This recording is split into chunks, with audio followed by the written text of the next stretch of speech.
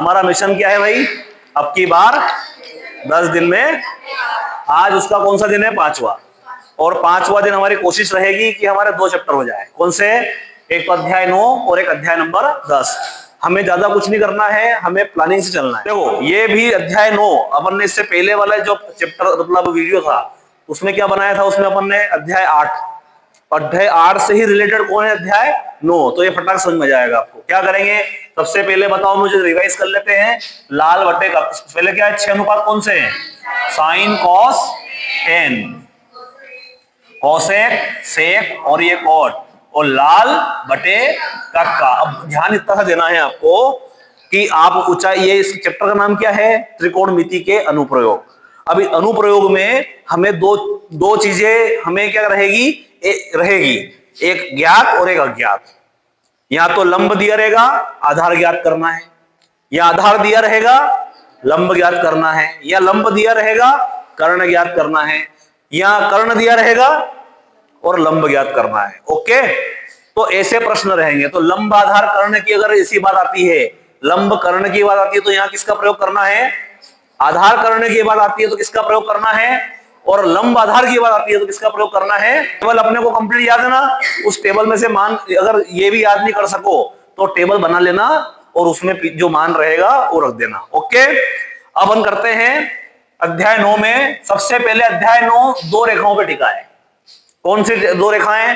पहले तो देखो इनमें नाम देखो। मान लो कि अपन किसी प्रश्न में, मान लो किसी व्यक्ति की बात हुई, मान लो ये व्यक्ति मैं हूं, तो मैं क्या हो जाऊंगा उसके लिए? प्रेषक। वस्तु को देख रहा है, बिल्डिंग को देख रहा है, पतंग को देख रहा है ना, खंबे के शिखर पर। तो अगर ऐसा आता है, वो खंबे का शिखर क्या हो गया? वो हो गई वस्तु, है ना। पतंग क्या हो गई? तो पतंग क्या हो गई? वस्तु। तो जो देख रहा है वो तो प्रेषक, और जिसको देख रहा है वो क्या हो जाएगी? वस्तु। और मान लो ये प्रेषक है, ये मान लो प्रेषक है, तो इसकी आंख से 2 रेखा निकलेगी। पहली कौन सी? प्रेषक की आंखों से निकलने वाली सीधी रेखा कहलाती है क्षैतिज रेखा। ये प्रेषक है, और मान लिया जाए वस्तु कहां पर है भाई? ये वस्तु यहां पे रखी है, तो इसकी आंखों से निकलने वाली क्या है? वह रेखा जो वस्तु प्रेषक की आंखों को कैसे मिला है? वस्तु से मिला है। तो प्रेषक की आंखों, देखो प्रेषक की आंखों से निकलने वाली सीधी रेखा क्षैतिज रेखा कहलाती है, और प्रेषक की आंखों को वस्तु से मिलाने वाली रेखा कहलाती है क्या? दृष्टि रेखा कहलाती है। आगे बात समझ में? तो 2 बातों पर टेगा। अब यहां देखो क्या है? पहला, इसमें 3 चीजें थी। पहला तो है कौन सी? क्षैतिज रेखा। क्षैतिज रेखा किसे कहते हैं? प्रेषक की आंखों से निकलने वाली सीधी रेखा। नंबर दूसरा होता है प्रेषक की आंखों को वस्तु से मिलाने वाली रेखा क्या कहलाती है? दृष्टि रेखा कहलाती है। अगली बात, तीसरा आता है अवनमन कोण। अवनमन कोण, जब वस्तु, ये कौन सी रेखा है? क्षैतिज रेखा से कहां है? ये ऊपर है कि नीचे? जब वस्तु क्षैतिज रेखा से नीचे की ओर हो तो क्षैतिज रेखा और ये कौन है? दृष्टि रेखा के बीच बनने वाले कोण को क्या कहते हैं? अवनमन कोण कहते हैं। क्या कहते हैं?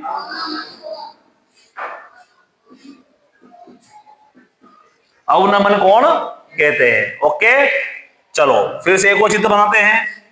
ये क्या हो गया? प्रेषक। मान लो यहां पे वस्तु है, अब प्रेषक की आंखों से 2 रेखा निकलेगी। पहली कौन सी? दूसरी कौन सी? ये तो कौन सी रेखा हो गई? ये तो हो गई क्षैतिज रेखा, और ये हो गई क्या? दृष्टि रेखा। यहां से अपन ने इस पे ऊंचाई के लिए लंब डाल दिया, तो यहां पे क्या है? ये हो गई हमारी ऊंचाई। क्या हो गई ये? और ऊंचाई को कहते हैं लंब कहते हैं। ओके, अब ये दृष्टि रेखा और ये क्षैतिज रेखा, इसके बीच बनने वाले कोण को क्या कहेंगे? तो चौथा टॉपिक आता है हमारा उन्नयन कोण। क्या कहते हैं? तो जब वस्तु क्षैतिज रेखा से कहां पर हो? ऊपर की ओर स्थित हो, तो क्षैतिज रेखा एवं दृष्टि रेखा के बीच बनने वाले कोण को क्या कहते हैं? उन्नयन कोण कहते हैं। और जब वस्तु क्षैतिज रेखा से नीचे की ओर हो तो क्षैतिज रेखा और दृष्टि रेखा के मध्य बनने वाले कोण को, अब अगर कोण यहाँ 60 डिग्री, यहाँ पे मान लो थीटा है, तो यहाँ भी क्या रहेगा, क्योंकि ये रेखा और ये रेखा कैसी है, समांतर, और ये रेखा है तिर्यक क्षैतिज रेखा, तो यहाँ पे ये क्या कर रही है, यहाँ पे बनने वाला कोण, यहाँ बनने वाला कोण एकांतर अंतर कोण से क्या हो जाएगा, समान हो जाएगा। तो ये थीटा रहेगा, मान लो यहाँ 60 डिग्री है, तो यहाँ भी क्या रहेगा 60 डिग्री का अपन प्रयोग करेंगे। तो सबसे पहले इन चार बातों को अपने को ध्यान रखो। 9.1 में जो आपको क्वेश्चन करना है ना, ये केवल उन बच्चों को करना है, देखो बाकी बच्चों को सब करना है, लेकिन जो डी और ई ग्रेड में जो फेल हो गए हैं, या जिनको 32, 25 number, 26 number, 30 number, 32 number paper में आए हैं, उन लोगों को केवल मैं जो बता रहा हूं वो क्वेश्चन करना है। वो कौन सा करना है, पहला करना है, दूसरा करना है, तीसरा करना है, चौथा करना है, पांचवा करना है ना। ये 5 क्वेश्चन आपको अच्छे से पेपर में मतलब आपको करना है। और उदाहरण में जो एग्जाम्पल है हमारा, तो एग्जाम्पल में आपको करना है कौन सा वाला, एग्जाम्पल 1 करना है आपको, एग्जाम्पल 1, 2 कर लेना। तो आपको मैं बता रहा हूं, इसमें से एक क्वेश्चन आपको बता रहा हूं करके, जैसे कि पहला सवाल। अब पहला सवाल क्या है, कैसे करना है, मतलब सवाल अगर अलग भी आ जाए तो कैसे करना है। देखो संभावनाएं क्या बनती है, संभावनाएं पहले बनती है कि पेपर में ऐसा क्वेश्चन आए कि अश्व में आता है, ऊपर एक कोण वाला है, नीचे 2 कोण वाला है। कभी कभी सवाल ऐसा जाता है कि ऊपर भी एक कोण आ जाता है, नीचे भी एक कोण का सवाल आ जाता है। कभी कभी रेयर केस में होता है कि ऊपर भी 2 कोण वाला आ गया और नीचे भी, तो संभावना रहेगी कि छोटे प्रश्न पेपर में आएंगे। ओके, तो उनमें से कौन से जो मैंने तुमको बताए हैं, ये क्वेश्चन आने की संभावनाएं अधिक है ना। कुछ बड़े क्वेश्चन भी कर लेंगे, पर पहले इन क्वेश्चन करना है। तो मैं इसमें से पहला क्वेश्चन है, क्या है सवाल बताओ। सवाल पहला है, सर्कस का एक कलाकार एक 20 मीटर लंबी डोर पर चढ़ रहा है ना, जो अच्छी तरह से तनी हुई है और भूमि पर सीधे लगे खंबे के शिखर बंधा हुआ है। ये भूमि है, देखो ये भूमि है और एक खंबा बंधा हुआ है, और एक डोर क्या है उसके शिखर पर बंधी हुई है, और अगला सीधा कहां जो बंधा हुआ है भाई, भूमि पर बंधा हुआ है। ओके, और क्या कह रहा है वो आगे, 20 मीटर लंबी डोर, डोर कौन है बताओ इसमें, 20 मीटर लंबी डोर, डोर कौन है, ये है। तो यहां बनने वाला कोण कितने का है, यहाँ पे 30 डिग्री का कोण अपना बन रहा है ना। क्या निकालना हमको, खंबे की ऊंचाई ज्ञात करना है। तो खंबे की ऊंचाई क्या रहेगी, तो इसकी ऊंचाई को अपन क्या मान लेंगे, h। तो देखो ये यहाँ पे बनने वाला कोण कितने का रहता है, 90 डिग्री। तो 90 डिग्री गाना गाता है, मेरे सामने वाले खिड़की में कौन रहता है भाई, कर्ण रहता है। और ये हो गया हमारा लंब, है ना, ये आधार है, क्योंकि तो यहाँ कोणिया बन रहा है, तो मुखिया जहां बैठता है वो हो जाता है क्या, आधार हो जाता है। तो यहाँ पे क्या हो गया, ये लंब हो गया, ये कर्ण हो गया। तो क्या करोगे, सबसे पहले दिया है, तो दिया है में आप क्या लिखोगे, तो दिया है में आपको लिखना है, दिया है क्या है प्रश्न में, देखो क्या दिया है, 20 मीटर क्या है, डोर की लंबाई, डोर की लंबाई ऐसी बराबर, क्या लिखोगे, दिया है में, दिया है डोर की लंबाई ऐसी बराबर क्या है, 20 सेंटीमीटर बेटा, मीटर है ना, 20 मीटर। और क्या दे रखा है भाई, भूमि स्तर से डोर द्वारा बनाया गया कोण, है ना, वो लिखना है बुक में से, भूमि स्तर से डोर द्वारा बनाया गया कोण। तो थीटा बराबर क्या दे रखा है, और लिखना है, ज्ञात करना है, क्या ज्ञात करना है भाई, तो आपको लिखना है खंबे की ऊंचाई। अब हल करेंगे, हल में क्या करना है, जो मानना है लिखेंगे, पहले माना खंबे की ऊंचाई ए बी बराबर क्या है, h मीटर। अब बस, अब उसके बाद देखो मेन सवाल अब चालू होता है, त्रिभुज कौन सा लेंगे, समकोण त्रिभुज कौन सा है, आराम से पहले समकोण त्रिभुज एबीसी में कौन है, लंब क्या है, लंब AB बराबर क्या आ जाएगा, h मीटर। कर्ण का मान क्या है भाई, AC बराबर कितना है, 20 मीटर, और थीटा का मान कितना है, तो ये लंब हो गया, ये कर्ण हो गया, थीटा हो गया। लंब और कर्ण है तो क्या फॉर्मूला लगेगा बताओ, ये लंब और कर्ण है तो क्या लगेगा, साइन। तो लगेगा फॉर्मूला साइन थीटा बराबर क्या होता है, लंब बटा, तो ये साइन लिखा अपन ने, थीटा का मान कर देंगे 30 डिग्री, लंब का मान h और कर्ण का मान साइन 30 का मान क्या होता है, तो साइन 30 का मान 0 1/2 तो ये मान होता है 1/2 और 1/2 हो जाएगा h बटा, तो ये 1/2 ऐसा कैसे ही, और ये 20 बटा में तो जाएगा तो बराबर है 2 से काटो इसको क्या आएगा 10, तो h का मान क्या जाएगा 10 मीटर। तो ये क्या हो जाएगी, डोर की लंबाई कितनी हो जाएगी, डोर की लंबाई हो जाएगी हमारी 10 मीटर। क्लियर है, इसको नोट करो। अगला सवाल है, आंधी आने पर एक पेड़ टूट जाता है। एक पेड़ है, तूफान आया तो ये पेड़ यहां से टूट के क्या करा, गिर गया नीचे। आंधी आने पर पेड़ टूट जाता है, टूटा हुआ भाग मुड़कर यहाँ गिर कहां छूता है, जमीन को छूता है और उसके साथ में बनाता है कितना कोण, 30 डिग्री का कोण बनाता है। ठीक है, और पेड़ के पाद बिंदु की दूरी, जहां पेड़ जमीन को छूता है, पेड़ के पाद बिंदु, ये पेड़ है, ये पाद बिंदु ये है, ये इसका शिखर है, तो ये इसको छू रहा है, शिखर ये इसको छू रहा है, जमीन को छू रहा है, तो उसकी इससे दूरी कितनी दे रखी है, ये दे रखी है 8 मीटर। और क्या निकालना है भाई, पेड़ की ऊंचाई ज्ञात करना है। तो पेड़ कितना ऊंचा है, पेड़ की ऊंचाई ये है हमारी, तो आप देखो यहां से टूट गया बीच में से, तो इसको अपन मान लो क्या, और ये वाला भाग क्या मान लो, अब ये वाला भाग टूट के नीचे गिरा, तो अगर ये x है तो ये भी x होगा, तो ये a, ये b, ये c और ये d, इसमें एक ही कोण है, बस अपने को क्या है वो अलग अलग तरीके से करना रहेगा। पहले तो दिया है, मैं क्या लिखाऊंगा, क्या क्या दे रखा है, दिया है जो बुक में दे रखा है, क्या दे रखा है बुक में, 30 जो अपना को दे रखा है, अपने को क्या 8 मीटर क्या है वो, पेड़ का शिखर जमीन को छूता है ना, क्या लिखा है, पेड़ के पाद बिंदु की दूरी जहां पेड़ का शिखर जमीन को छूता है, BC बराबर 8 मीटर है ना। उसके बाद में उन्नयन कोण थीटा बराबर कितना दे रखा है, 30 डिग्री दिया है, ज्ञात करना है पेड़ की ऊंचाई। अब हल करते हैं। अब हल में सबसे पहले मान लेंगे जिसको मानना है, माना क्या मान लेंगे बताओ, माना BD बराबर क्या मान लिया अपन ने, h मीटर, एवं ये AD किसके बराबर है, ये AD किसके बराबर है, DC के, और दोनों का मान लिया अपन ने x मीटर अपन ने मान लिया। ये AD किसके बराबर है, DC के बराबर है, और ये क्या मान लिया अपन ने, x अपन ने मान लिया। ये मानने वाला काम कर दिया। अब लेंगे अपन त्रिभुज, बताओ कौन सा त्रिभुज लेंगे, समकोण त्रिभुज क्या बन रहा है, समकोण त्रिभुज कौन सा बन रहा है बताओ, उसमें समकोण त्रिभुज एक ही बन रहा है, समकोण त्रिभुज DBC में है ना, समकोण त्रिभुज DBC में। अब बताओ मुझे दिया क्या है, ये दिया है आधार, और ज्ञात क्या करना है, लंब भी ज्ञात करना है और कर्ण भी ज्ञात करना है। तो एक मुंह से दो काम नहीं करेंगे, या तो लंब ज्ञात कर लो या फिर ये कर्ण ज्ञात कर लो। तो अपन पहले ये ज्ञात करते हैं है ना।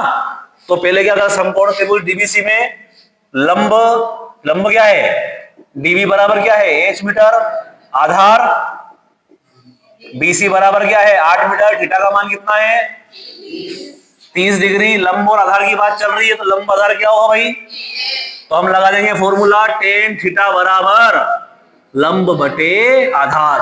तो tan थीटा का मान क्या है बेटा, तो लंब का मान h, आधार का मान 8, tan 30 का मान बराबर हो जाएगा h बटा 8, क्रॉस गुणा कर दो, तो h का गुणा √3 में करो क्या आएगा, 8 का गुणा 1 में करो क्या आएगा, तो यहाँ h बराबर क्या जाएगा 8, ये √3 गुणा में आ जाएगा, तो 8 बटे √3 ये हो गया समीकरण नंबर। क्लियर हो गया। अब अपन ने ये ज्ञात कर लिया, अब ये ज्ञात है अपने को, वापिस पुनः त्रिभुज कौन सा लेंगे, कौन सा त्रिभुज है, लिखेंगे पुनः समकोण त्रिभुज DBC में।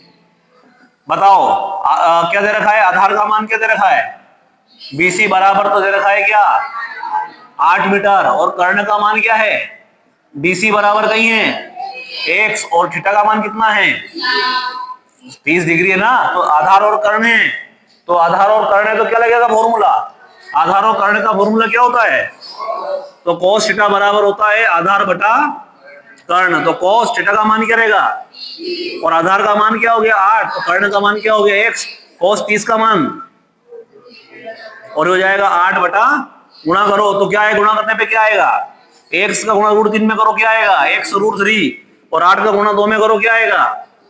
तो x का मान क्या आ गया हमारा? 16/√3 मीटर हो गया। ये x हो गया। कब? अब निकाल लो कहीं अपने, ज्ञात करना में आप लिखोगे, क्या ज्ञात करना लिखोगे? पेड़ की ऊंचाई।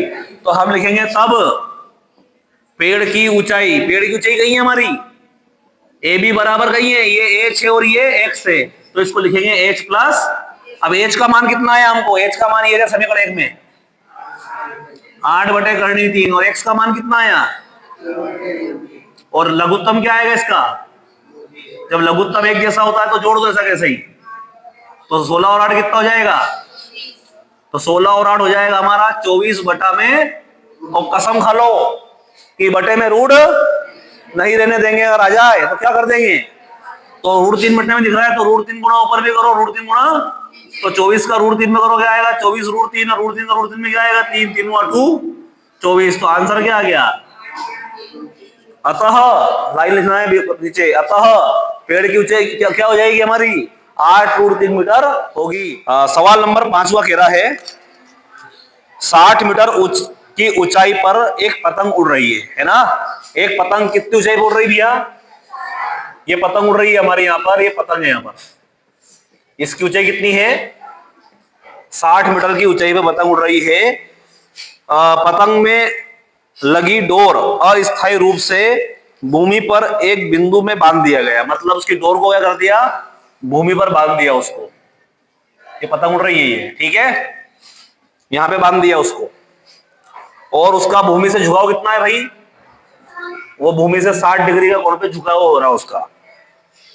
यह मानकर कि डोरी में कोई ढील नहीं है, डोरी में ढील भी होती है, अपन मान ले कि डोरी में कोई भी ढील नहीं है, तो डोरी की लंबाई ज्ञात करना है। किसको ज्ञात करना है? डोरी की लंबाई को। क्या मान लो इसको? x मान लो। पहले नामकरण कर दो इसका। क्या करेंगे नामकरण में? एक को a, ये b और ये याद करना है। 60 दे रखा है, सब कंप्लीट है काम। अब क्या करेंगे? दिया है में क्या लिखोगे? दिया है पतंग की ऊंचाई ए बी बराबर है ना, डोर का भूमि से कोण कितना है? 60 डिग्री। दिया लिख देंगे।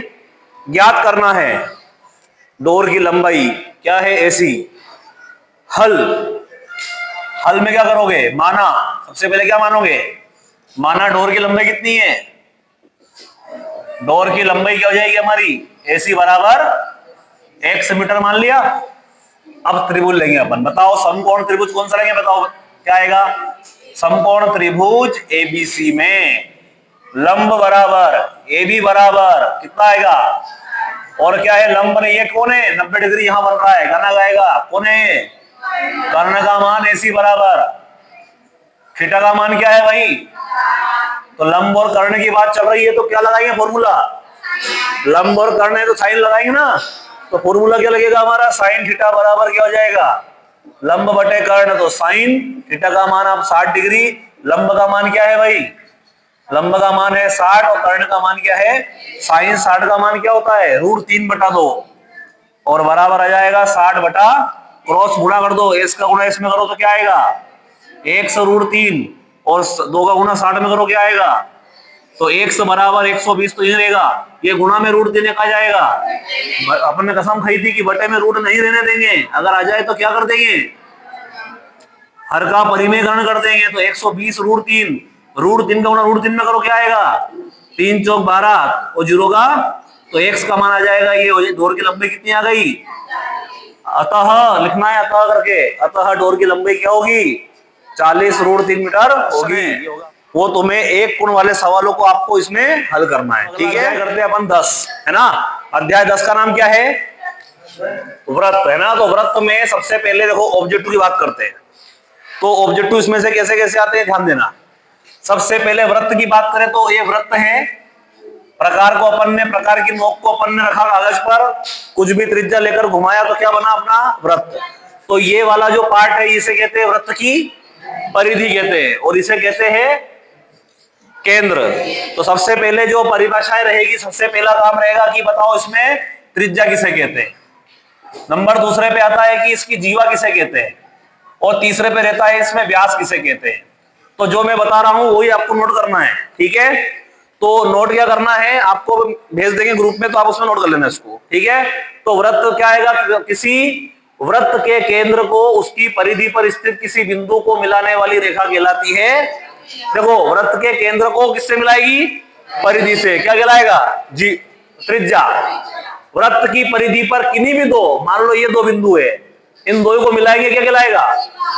किन्हीं भी दो बिंदुओं को मिलाने वाली रेखा कहलाती क्या है? जीवा कहलाती है। तो ये वृत्त की जीवा किसे कहेंगे?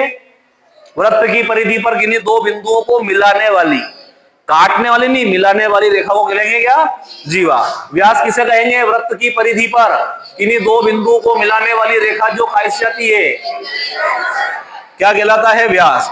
एक ऑब्जेक्टिव आता है, सबसे बड़ी जीवा। वृत्त की सबसे बड़ी जीवा क्या कहलाती है? सबसे बड़ी जीवा कहलाती है क्या? पेपर में ऑब्जेक्टिव आ जाएगा, वृत्त की सबसे बड़ी जीवा कहलाती है, तो इसमें क्या लिखना हमको? व्यास कहलाती है। ओके। चौथा नंबर का ऑब्जेक्टिव जो आता है वो आ सकता है अपना पेपर में कि अपना क्या बोलते हैं उसको, स्पर्श रेखा, है ना। एक वाक्य एक शब्द में आता है, स्पर्श रेखा किसे कहते हैं? तो क्या करेंगे? वह रेखा जो वृत्त को एक बिंदु पे प्रतिच्छेद करे। एक बिंदु पे क्या करे? जो एक बिंदु पे प्रतिच्छेद करे, एक बिंदु पर प्रतिच्छेद करे या काटे, वह रेखा जो वृत्त को एक बिंदु पे प्रतिच्छेद करती है क्या कहलाती है? स्पर्श रेखा। और अगला आता है छेदक रेखा। छेदक रेखा जो ऐसी रेखा जो वृत्त को दो बिंदु पे प्रतिच्छेद करे क्या कहलाती है? देखो, दो बिंदु पे कर रही है तो यहाँ एक बिंदु पे करेगी तो प्रतिच्छेद कहलाएगी, और दो बिंदु पे प्रतिच्छेद करेगी तो क्या कहलाएगी? वो छेदक रेखा कहलाती है। एक ऑब्जेक्टिव ऐसा आता है कि छेदक रेखा की वो स्थिति जहां पे जीवा के जो दोनों बिंदु हैं अलग अलग, एक बिंदु यहाँ काट रही है और एक यहाँ काट रही है, तो ये दोनों बिंदु क्या हो जाए? संपाती हो जाए, मतलब दोनों बिंदु एक ही बिंदु पे आ जाए, तो वो स्थिति क्या कहलाती है? वो स्थिति कहलाती है स्पर्श रेखा। तो छेदक रेखा की वो स्थिति जहां पे जीवा पर स्थित दोनों बिंदु संपाती हो जाए क्या कहलाती है? तो ये आ सकता है पेपर में, है ना, कि छेदक रेखा की वो स्थिति जहां पे जीवा पर स्थित दोनों बिंदु क्या हो जाए? संपाती। संपाती का मतलब, संपाती का मतलब बिंदु के ऊपर बिंदु आ जाए, तो क्या कहलाती है? वो कहलाती है हमारी स्पर्श रेखा, सॉरी स्पर्श रेखा हमारी कहलाएगी। क्लियर हो गई? अगला जो ऑब्जेक्टिव आता है इसमें,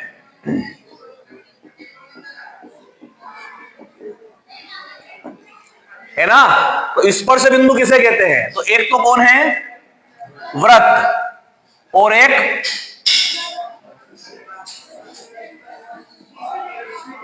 इन दोनों का कौन?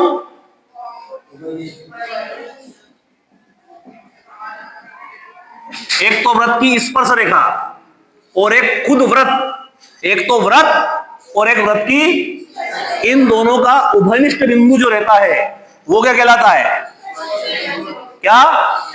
वृत्त एवं वृत्त की स्पर्श रेखा के उभयनिष्ठ बिंदु को क्या कहते हैं? स्पर्श बिंदु कहते हैं। बताओ क्या? वृत्त और वृत्त की स्पर्श रेखा के उभयनिष्ठ बिंदु को स्पर्श बिंदु कहते हैं। आगे बात समझ में? अगला ऑब्जेक्टिव क्या आएगा? ये वृत्त है। बताओ, वृत्त पर कितनी स्पर्श रेखा खींची जा सकती है? वृत्त पर कितनी खींच सकते हैं? वृत्त पर खींच सकते हैं अनंत। बताओ, भाई बिंदु से आ जाए, भाई बिंदु से दो, सब इस वृत्त पर कितनी समांतर स्पर्श रख सकते हैं? तो समांतर में आएगा दो। भाई बिंदु से दो, समांतर कितनी खींच सकते हैं? दो। वृत्त पर कितनी खींच सकते हैं? अनंत। वृत्त पर किसी बिंदु पर कितनी खींच सकते हैं स्पर्श रेखा? वृत्त पर किसी बिंदु पर, एक वृत्त है उस पर एक बिंदु है, उस पर कितनी खींच सकते हैं? तो उस पर खींच सकते हैं। तो कैसे ऑब्जेक्टिव आएंगे? वृत्त पर कितनी स्पर्श रेखा खींची जा सकती है? अनंत। वृत्त पर किसी बिंदु पर, भाई बिंदु से वृत्त पर कितनी खींच सकते हैं? वृत्त पर कितनी समांतर स्पर्श रख सकते हैं? दो। आगे बात समझ में? एक और, एक तो वृत्त की स्पर्श रेखा, ये वृत्त की क्या है? ये वृत्त की स्पर्श रेखा, और ये स्पर्श बिंदु से, एक स्पर्श बिंदु से जो त्रिज्या है, ये स्पर्श बिंदु है यहाँ पे, इससे जाने वाली त्रिज्या जो होती है, दोनों क्या होती है? परस्पर। एक तो वृत्त की स्पर्श रेखा और स्पर्श बिंदु से जाने वाली त्रिज्या परस्पर होती है तो क्या होती है? लंब होती है। तो वृत्त की स्पर्श रेखा और स्पर्श बिंदु से जाने वाली त्रिज्या परस्पर कैसी होती है? तो परस्पर कैसी होती है? हाँ, अब बताओ, एक और ऑब्जेक्टिव आता है कि वृत्त पर बाह्य बिंदु से खींची जाने वाली स्पर्श रेखाएं कैसी होती है? तो ये दोनों कैसी होती है भाई? बाह्य बिंदु से वृत्त पर खींची जाने वाली स्पर्श रेखाएं कैसी होती है? तो वो होती है समान, या फिर इसका एक और नाम है बराबर। समान होती है या फिर क्या होती है?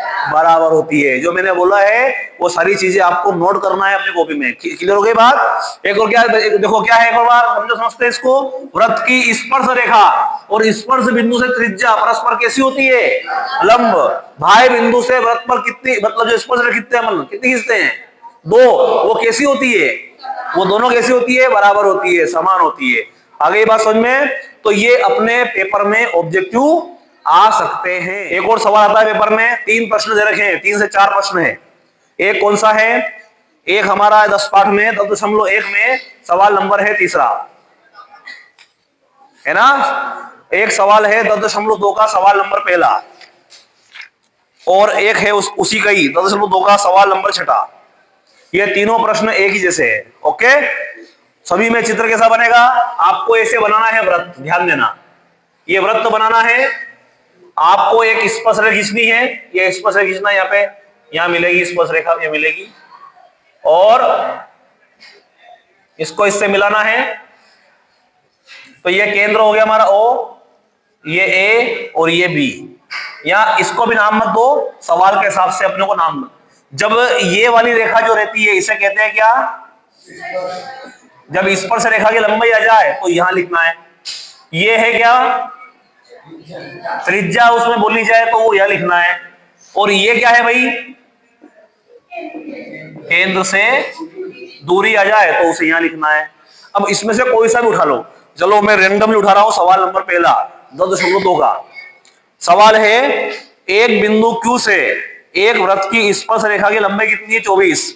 बताओ, बिंदु Q से ये 24 है भाई, 24 सेंटीमीटर। और क्या कह रहा है? 24 सेंटीमीटर ज्यादा Q की केंद्र से दूरी। इस Q की काय दूरी? केंद्र से दूरी कितनी है? त्रिज्या ज्ञात करो।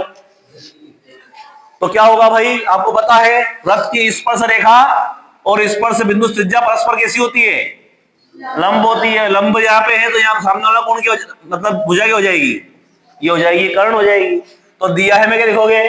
दिया है स्पर्श रेखा, ये Q है तो इसको P मान लो। PQ बराबर क्या दे रखी है? 24 सेंटीमीटर। और केंद्र से दूरी OQ बराबर 25 सेंटीमीटर। ज्ञात करना है त्रिज्या। क्या लिखोगे? दिया है में, दिया है स्पर्श रेखा की लंबाई PQ बराबर 24, केंद्र से दूरी OQ बराबर 25, ज्ञात करना है त्रिज्या। समकोण त्रिभुज हल करेंगे। समकोण त्रिभुज क्या है? OPQ में क्या करेंगे? पाइथागोरस प्रमेय से। क्या होती है प्रमेय?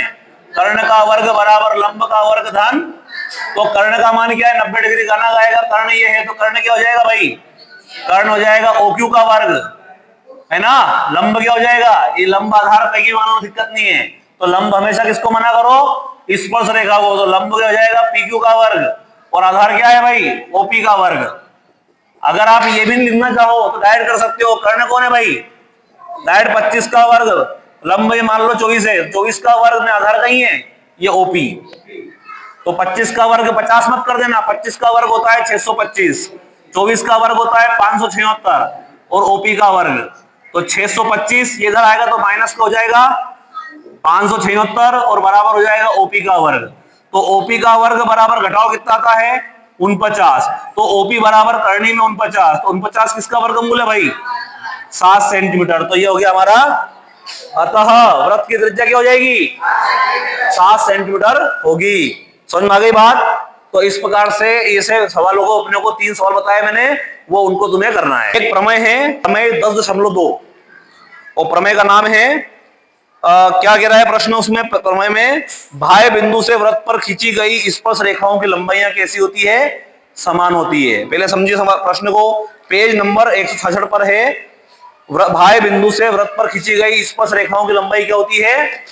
समान होती है। मोस्ट आईएमपी प्रमेय है। तो क्या करोगे? पहले तो आप वृत्त बनाओगे। ये वृत्त बिंदु है, वृत्त है, और ये वृत्त का क्या है? बाह्य बिंदु है। उससे वृत्त पर खींची गई स्पर्श रेखाओं की लंबाइयां कैसी होती है? बराबर होती है। तो ये वृत्त का क्या हो गया? तो क्या लिखोगे? दिया है में, दिया है। सबसे पहले क्या लिखोगे? दिया है। तो दिया है में क्या लिखोगे? वृत्त जिसका केंद्र क्या है? जिसका केंद्र क्या है भाई? ओ है। वृत्त जिसका केंद्र, बताओ बाह्य बिंदु कौन है? बाह्य बिंदु हमारा है P है, जिससे वृत्त पर, ये लिखना है सब, जिससे वृत्त पर खींची गई स्पर्श रेखाओं की लंबाइयां, क्या मानेंगे इसको? ए, और यहां पे मान लो स्पर्श कर रही है B पर, तो जिससे वृत्त पर खींची गई स्पर्श रेखाओं की लंबाइयां क्या है? PA एवं PB है। जो मैंने बोला है वो लिखना है। क्या लिखोगे? दिया है वृत्त जिसका केंद्र O है, बाह्य बिंदु P है, जिससे वृत्त पर खींची गई स्पर्श रेखाओं की लंबाइयां क्या है? PA एवं PB है। और सिद्ध क्या करना है कि ये कैसे होते हैं भाई? सिद्ध करना में क्या लिखा है कि बाह्य बिंदु से वृत्त पर खींची गई स्पर्श रेखाओं की लंबाइयां समान होती है, बराबर होती है। तो सिद्ध करना क्या है? जो ये स्पर्श रेखा है PA किसके बराबर है? PB के बराबर है। ओके, तो PA बराबर PB हमें सिद्ध करना है। अब करेंगे अपन रचना। जो अपने मन से करते हैं उसे कहते हैं रचना। तो देखो ये बिना ना तो त्रिभुज बन रहा है ना चतुर्भुज बन रहा है, कुछ नहीं बन रहा है। तो हम क्या करेंगे? रचना में क्या करेंगे? सबसे पहले बनाएंगे सब त्रिभुज बन जाए हमारा त्रिभुज। तो क्या करेंगे? OA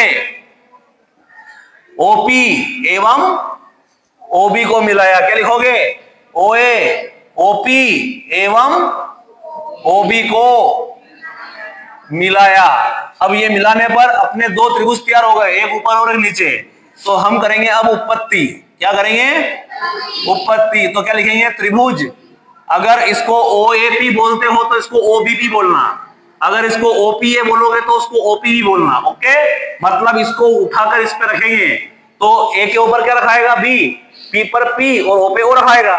तो अपन जैसे इसको OAP बोलते हैं तो OAP एवं त्रिभुज OBP में, अगर इस वाले को OPA बोलेंगे तो उसको OPB बोलना है ना, आगे वाले के हिसाब से पीछे वाले त्रिभुज को बोलना है।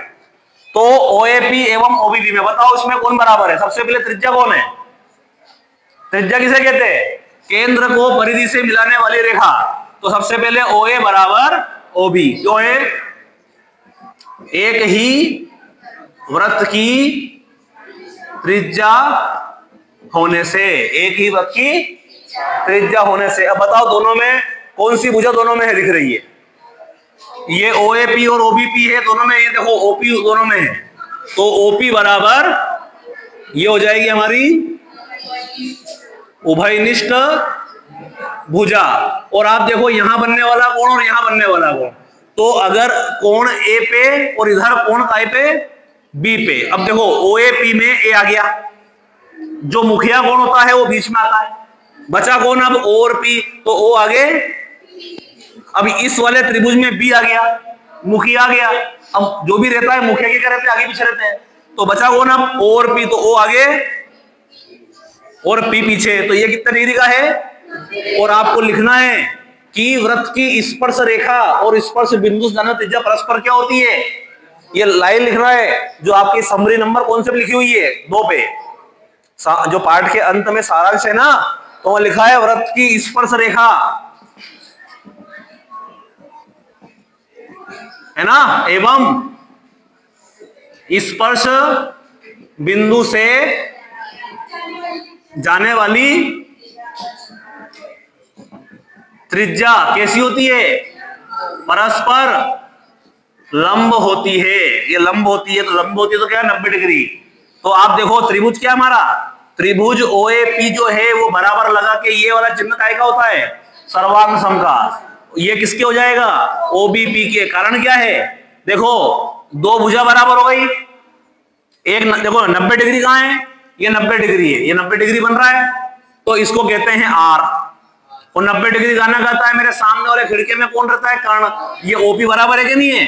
तो ओपी को कह दिया अपन ने कर्ण, कर्ण को कहते हैं इंग्लिश में हाइपोटेनियस, तो एच। और एक अन्य भुजा, देखो ये भुजा अन्य भुजा है, तो आर एच एस सर्वांग समता से ये क्या हो गई? सर्वांग सम हो गई।